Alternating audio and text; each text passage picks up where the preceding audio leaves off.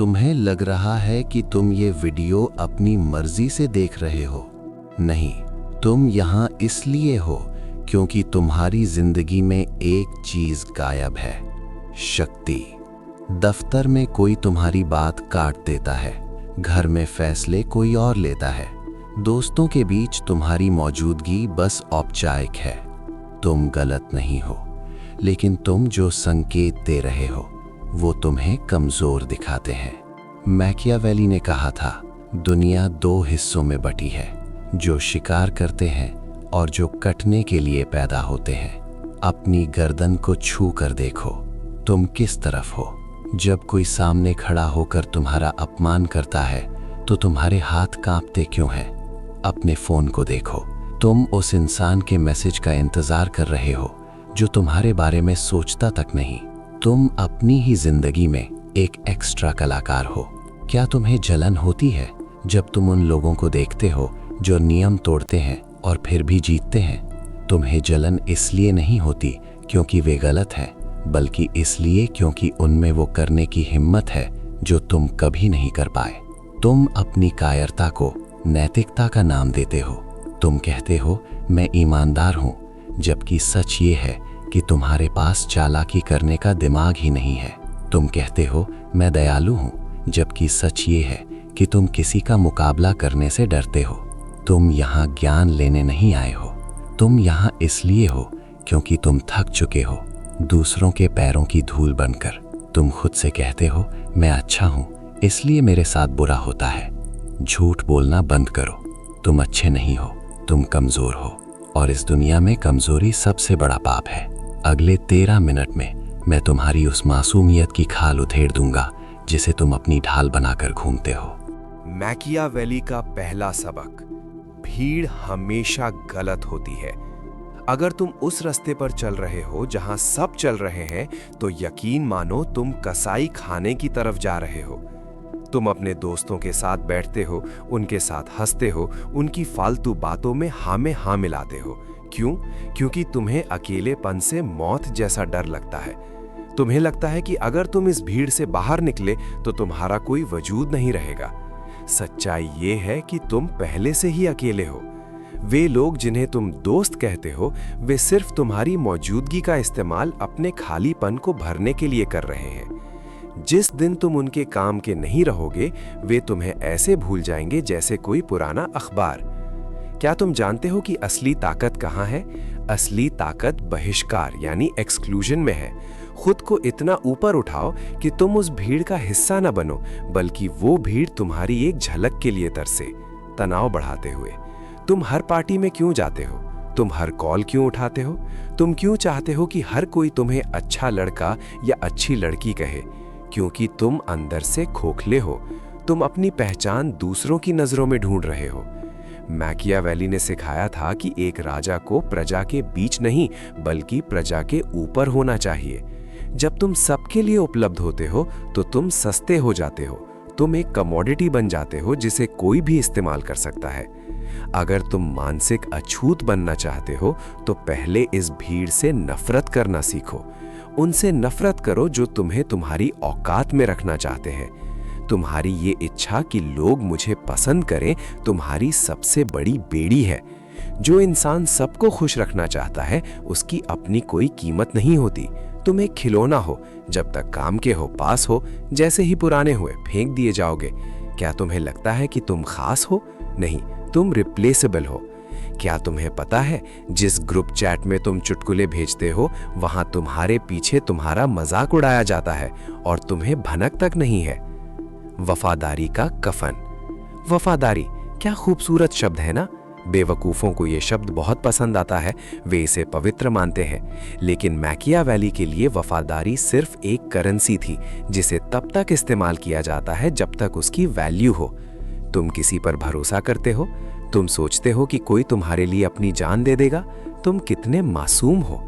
इतिहास गवाह है कि सबसे बड़े साम्राज्य बाहर के दुश्मनों से नहीं, बल्कि अंदर के वफादारों के धोखे से गिरे हैं। जिस इंसान को तुम अपना भाई कहते हो, वो सिर्फ एक सही कीमत का इंतजार कर रहा है। उसे बस एक बेहतर ऑफर चाहिए और वो तुम्हारी पीठ में छुरा घोंप देगा। और तुम जानते हो क्या, इसमें उसकी कोई गलती नहीं है, गलती तुम्हारी है। तुमने उसे मौका दिया, तुमने उसे अपनी गर्दन के करीब आने दिया।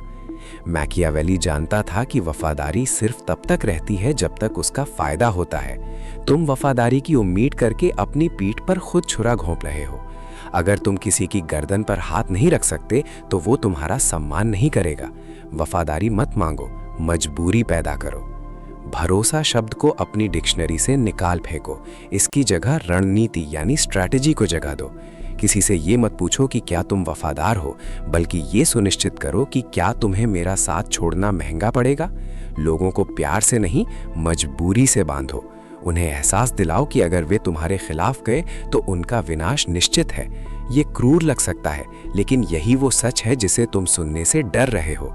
तुम धोखे से डरते हो क्योंकि तुम कमजोर हो। जो ताकतवर होता है वो धोखे की उम्मीद पहले से करता है।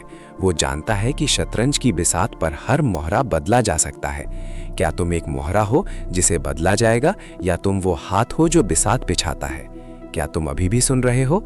इसका मतलब है कि तुम्हारी नैतिकता अब दम तोड़ रही है। क्या तुम उस अंधेरे को देखने के लिए तैयार हो जो तुम्हारे अंदर छिपा है? खामोशी की सजा। तुम बहुत ज्यादा बोलते हो। तुम्हारी सबसे बड़ी कमजोरी तुम्हारी जुबान है।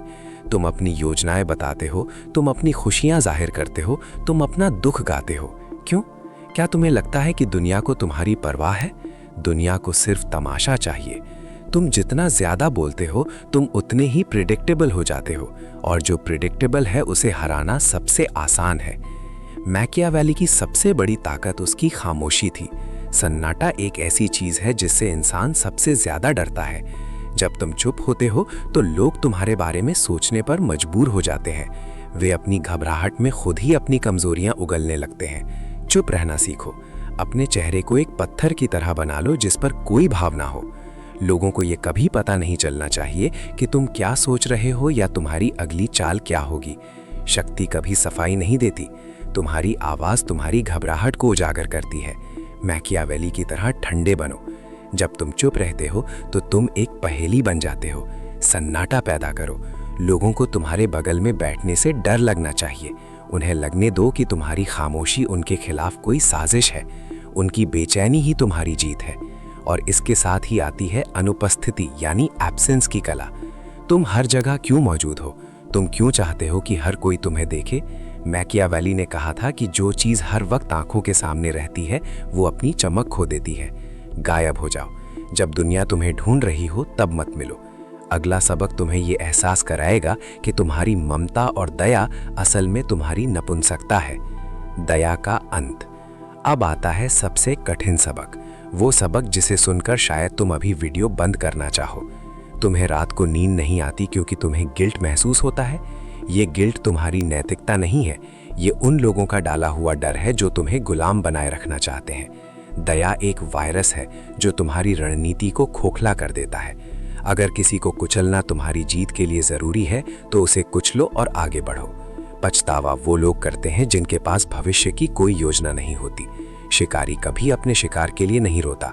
क्या तुम शिकारी हो या तुम अभी भी घास चर रहे हो? सहानुभूति उन लोगों के लिए है जो खुद कुछ नहीं कर सकते। क्या तुम कभी शेर को हिरण के लिए रोते हुए देखते हो? नहीं। शिकार करना उसका धर्म है, तुम्हारा धर्म है जीतना। हर वो भावना जो तुम्हें रुकने पर मजबूर करे वो तुम्हारी दुश्मन है। अपने मन पर एक तानाशाह की तरह राज करो, उसे हुक्म दो, उससे सलाह मत मांगो। अब अंतिम सत्य, अगर तुमने यहाँ तक हिम्मत जुटा ली है तो अब तुम वापस नहीं जा सकते। अब आईने में जाकर अपना चेहरा देखो। क्या तुम्हें वही इंसान दिख रहा है जो 12 मिनट पहले था, या एक अजनबी? अगर तुम्हें डर लग रहा है तो अच्छा है। इसका मतलब है कि सच ने अपना काम कर दिया है, वो सच जिसे दुनिया छिपाती है। तुम अब वो मासूम इंसान नहीं रहे जो तुम 12 मिनट पहले थे। मैंने तुम्हारे अंदर के उस भ्रम को तोड़ दिया है जिसे तुम अपनी जिंदगी कहते थे। मैं तुम्हें कोई हैप्पी एंडिंग नहीं दूंगा। मैं तुम्हें ये नहीं कहूंगा कि जाओ और एक अच्छे इंसान बनो। मैं तुम्हें सिर्फ एक विकल्प दूंगा, या तो वापस जाओ और उस भीड़ का हिस्सा बन जाओ जो कल फिर तुम्हें कुचलेगी, या फिर इस अंधेरे को अपना हथियार बना लो। मैकियावेली की दुनिया में कोई समाधान नहीं होता, सिर्फ सत्ता होती है, और सत्ता मांगने से नहीं, छीनने से मिलती है।